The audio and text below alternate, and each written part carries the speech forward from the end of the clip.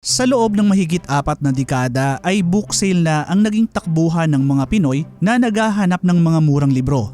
At kamakailan lang ay naglabas ng mensahe ang CEO nito tungkol sa bagong kabanata sa kwento ng kumpanya sa kabila ng pagsasara ng ilan nitong branches. At bilang pagpupugay sa pinakamalaking bargain bookstore sa bansa, yan ang pag-uusapan natin sa video na to mga kasangkay. Aalamin natin ang kwento ng book sale at ang mga bagay na dapat nyong malaman tungkol dito. Pero bago tayo magsimula ay iniimbitahan kitang mag-subscribe kung bago ka lang sa aking channel at mahilig ka sa mga ganitong content. Pakiclick na rin ang bell icon para lagi kang updated kapag nag-upload ako ng mga bago kong video.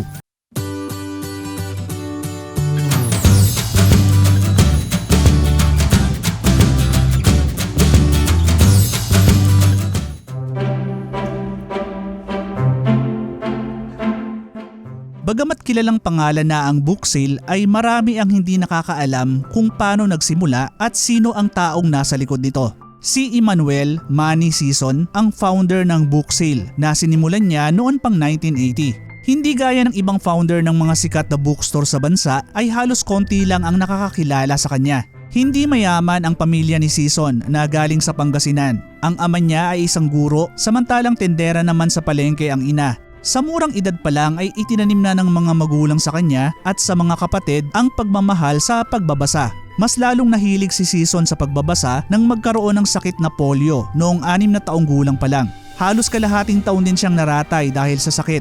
At dahil di makapaglaro sa labas gaya ng ibang bata, kaya mas pinili niyang maglakbay sa mundo ng pantasya gamit ang mga libro. Naging libangan ni Sison ang pagbabasa. At para makabili ng mga libro ay kung ano-anong sideline ang pinasok niya gaya ng paglilinis ng sapatos, pagtitinda ng turon, dyaryo at ticket ng sweepstakes. Hindi kaya ng mga magulang na pag-aralin silang lahat na magkakapatid. Buti na lang at nakakuha si Sison ng scholarship sa University of Santo Tomas. At nung nag-aaral na ay naging problema niya ang mahal ng mga libro sa Goodwill Bookstore at National Bookstore. Kaya naghanap siya ng mga mas murang bilihan ng mga libro. Dito niya nakita yung mga nagtitinda ng mga second-hand na libro sa rekto na nakalatag lang sa mga folding bed. At dito niya unang nakita na marami rin pala ang mga naghahanap ng mga murang libro kahit pinaglumaan na. Natapos ni Sison ang kanyang literature degree sa UST at nakailang taon din ng law sa UE. At nang mapagtanto na ayaw niyang mag-abogado ay pumunta siya sa Amerika kung saan nakumpleto niya ang kanyang Masters in Science in Marketing.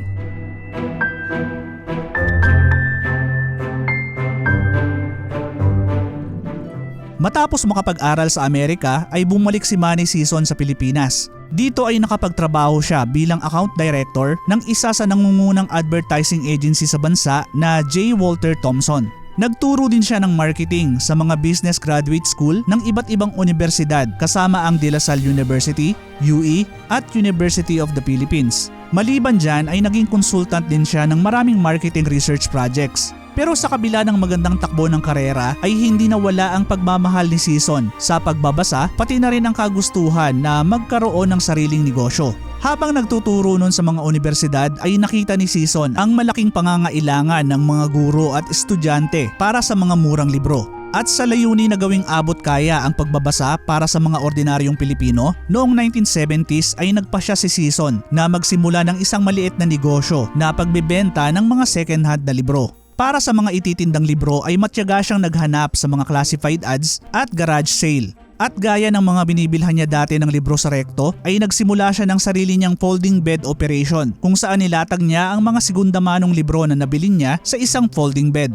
Ipinwesto niya ang mga folding bed na to sa mga company canteen, sa tapat ng mga simbahan at sa iba't ibang mga tiyangge. Bagamat pinagmamalaki ni Sison ang maliit na negosyo ay hindi na iwasang nagtaka ang mga kakilala niya lalo na at maganda naman ang kanyang trabaho. Minsan nga raw ay nakita siya ng isang kamag-anak na may maliit na kumpanya habang nagtitinda ng mga libro. Nung nakita nito yung mga luma at maduduming libro na tinitinda niya ay tinanong daw siya kung sa kanya ba yon at kung hindi na raw ba siya nahiya sa ginagawa niya. Nasabi na lang ni Sison sa sarili na yung mga taong humahamak sa kanya ay maliit ang pag-iisip. Kaya di niya na lang pinagtuunan ng pansin ang mga to dahil alam niya ang ginagawa niya.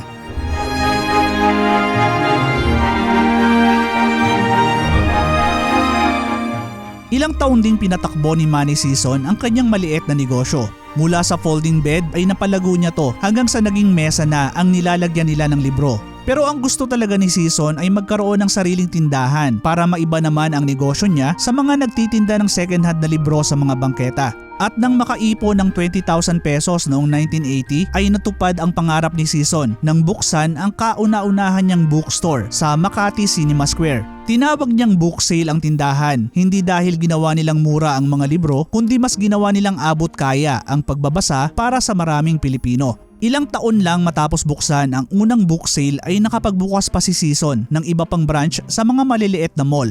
At dahil mga estudyante at guro ang target market ay nagbukas din siya ng pwesto malapit sa mga universidad gaya ng Ateneo at PWU. Pero paano nga ba nagagawang mura ng book sale yung mga tinda nilang libro lalo na yung mga bago pa? Ayon kay Season, isa sa pinakaimportanteng bahagi ng negosyo niya ay ang pagkakaroon ng mga maaasahang supplier. Mula sa mga classified ads at garage sale noong nagsisimula pa lang siya ay nagkaroon siya ng maayos na relasyon sa iba't ibang supplier at publisher na nagbigay sa kanya ng magandang presyo. Kaya kung mapapansin nyo ay hindi lang mga segunda mano ang makikita sa book sale dahil marami rin silang mga bagong libro na mas mura rin kumpara sa ibang malalaking bookstore. May nakilala si Season na mga nag-i-import ng libro sa ibang bansa at kapag may mga stocks ang mga to na tingin nila ay di na maibebenta ay binibenta nila to sa kanya sa murang presyo. Minsan din daw ay nagpapasobra ng order ang mga importer na to kaya maraming box ng mga libro ang natitenga lang sa mga warehouse at ibinibenta rin nila ang mga to sa kanya ng mura.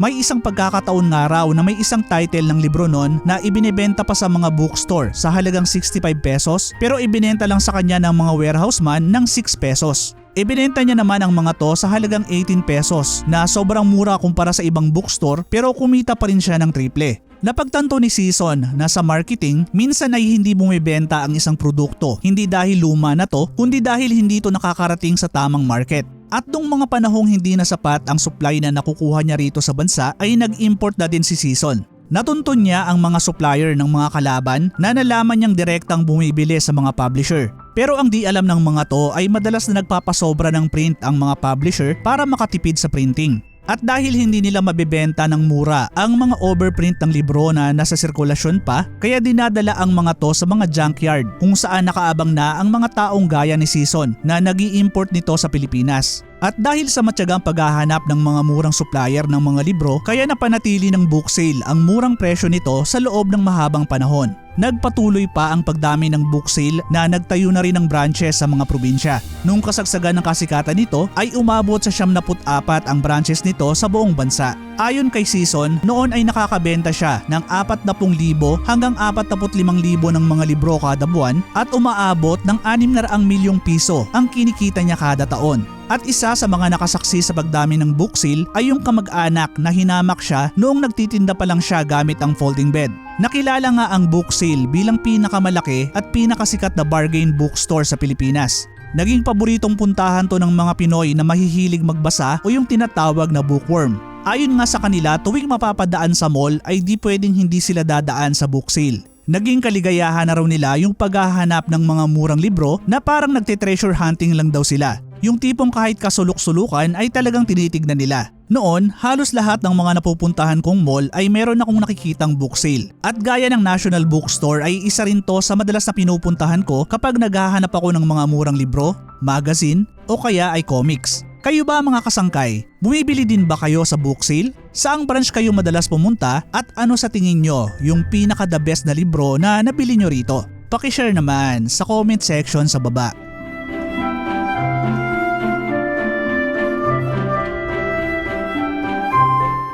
Gaya ng ibang bookstore ay naapektuhan din ang book sale sa pagsikat ng internet at online shopping.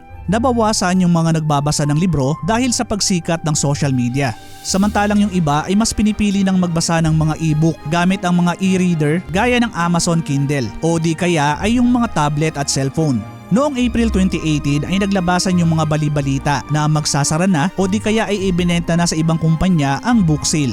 Agad na pinabulaanan to ni Manny Season sa isang statement. Ayon sa kanya, bagamat nakakaranas ng hamon ang book sale dahil sa tumataas na operating cost pati na rin ang paghina ng piso kontra sa dolyar ay patuloy pa rin daw silang humahanap ng paraan para mapanatili ang operasyon nito. Pagdating naman ng 2020 ay isa rin ang book sale sa naapektuhan ng nangyaring pandemya.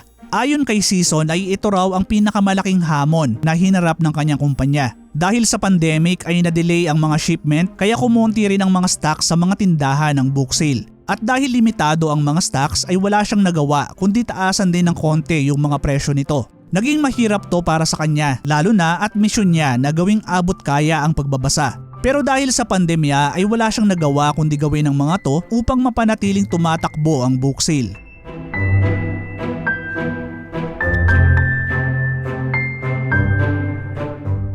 Nito lang November 19, 2024 ay nag-post ang official Facebook page ng book sale tungkol sa pagpasok nito sa bago nitong kabanata. Ayon sa post na galing sa CEO ng book sale na si Josh Season ay nais nilang pasalamatan ang kanilang mga masugid na mambabasa. Bagamat nagsara ang ilan nilang branches ay patuloy pa rin naman daw silang naghahanap ng mga bagong paraan para patuloy na gawing abot kaya ang pagbabasa na ilang dekada na nilang ginagawa. Maraming fans ng book sale ang dumagsa sa post at nagbahagi kung paano nakatulong ang book sale na mabili nila ang mga paborito nilang libro sa murang halaga. Ang iba ay nagpahayag ng pag-aalala na posibleng magsara na rin ang kanilang paboritong branch o di kaya ay ang mismong book sale na kumpanya. Kaya nung November 20 ay naglabas uli ng post ang book sale sa Facebook upang klaruhin sa lahat na hindi sila magsasara. Sinamahan nila to ng updated na listahan ng mga bukas pa rin nilang tindahan.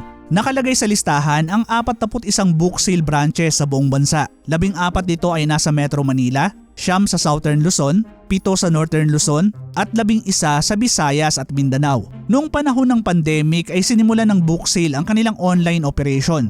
Nagbukas sila ng online store sa Shopee kung saan mabibili sa murang presyo ang mga libro, comic books at magazine na makikita din sa kanilang mga physical stores. Pero ang importante at malinaw sa ngayon ay hindi pa mawawala ang book sale.